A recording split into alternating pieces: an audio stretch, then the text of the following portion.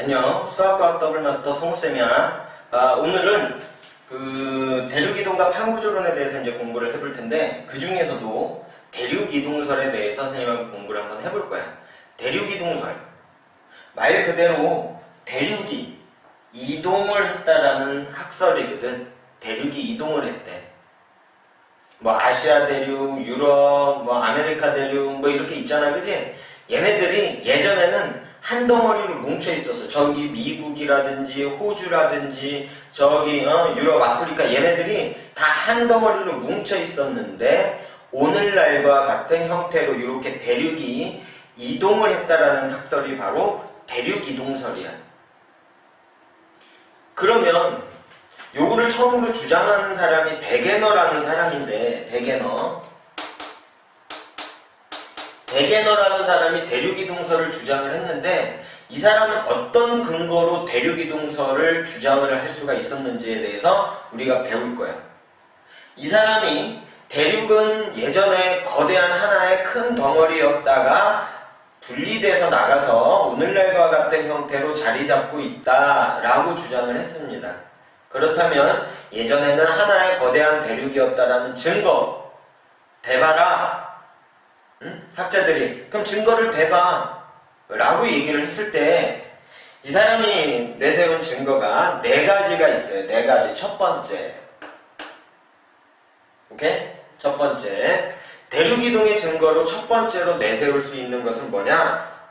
마주보고 있는 두 대륙의 해안선이 일치한다. 해안선의 일치. 여러분들 세계지도 한번 펴보세요. 아메리카 대륙을 한번 찾아봐. 그 아메리카 대륙 중에서도 남아메리카 대륙을 한번 찾아보세요. 남아메리카 대륙. 이런 식으로 생겼거든. 남아메리카 대륙이. 알겠지? 요 남아메리카 대륙과 어디가 일치를 하냐면 남아메리카 대륙에 요게 남아메리카 대륙의 요쪽은 동해안입니다. 대륙의 동해안과 그 다음에는 아프리카 대륙을 한번 찾아보세요. 아프리카 대륙. 그 아프리카 대륙을 보면 아프리카 대륙이 좀 이렇게 생겼거든. 요 아프리카 대륙의 서해안, 이쪽은 서해안이야. 남아메리카 대륙의 동해안과 아프리카 대륙의 서해안. 종이 세계지도 잘라갖고 붙이면 거의 일치한다는 것을 볼 수가 있어. 그래서 예전에는 얘네들이 한 덩어리로 있었구나. 대륙이동설의 증거가 됩니다. 첫 번째였어요. 다음에 두 번째, 대륙이동설의 증거 두 번째. 멀리 떨어져 있는 두 대륙 간의 지질구조의 연속성. 멀리 떨어져 있는 대륙이 있는데 요쪽에 있는 대륙과 요쪽에 있는 대륙을 볼 거야. 알겠지? 요쪽에 산맥이 이렇게 가다가 산맥이 있다가 끊겼어. 근데 요쪽에서는 산맥이 이렇게 있어. 그래서 이어봤더니 산맥이 쭉 연결된다는 걸 알 수가 있어요. 이게 바로 두 대륙 간의 지질구조의 연속성이야. 요쪽에 있는 대륙과 떨어져 있는 대륙을 가만히 봤더니 요쪽에 큰 산맥이 있는데 여기에서도 산맥이 이렇게 시작이 되고 있네. 예전에는 이 두 개의 대륙이 붙어 있었구나. 대륙이동설의 두 번째 증거가 되겠습니다. 다음에 세 번째, 대륙이동설의 세 번째 증거. 여러 대륙에서 동일한 화석이 발견이 된다.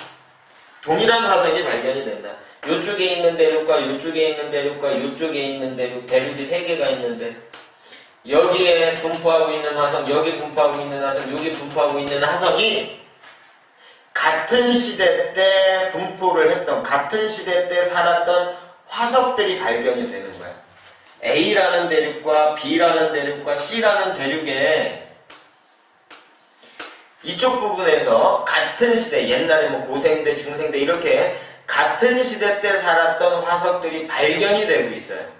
그 소리는 이 대륙 세 개가 예전에는 뭉쳐 있었다가 떨어져 나갔다라는 대륙이동설의 증거가 되겠지. 아시겠죠? 네.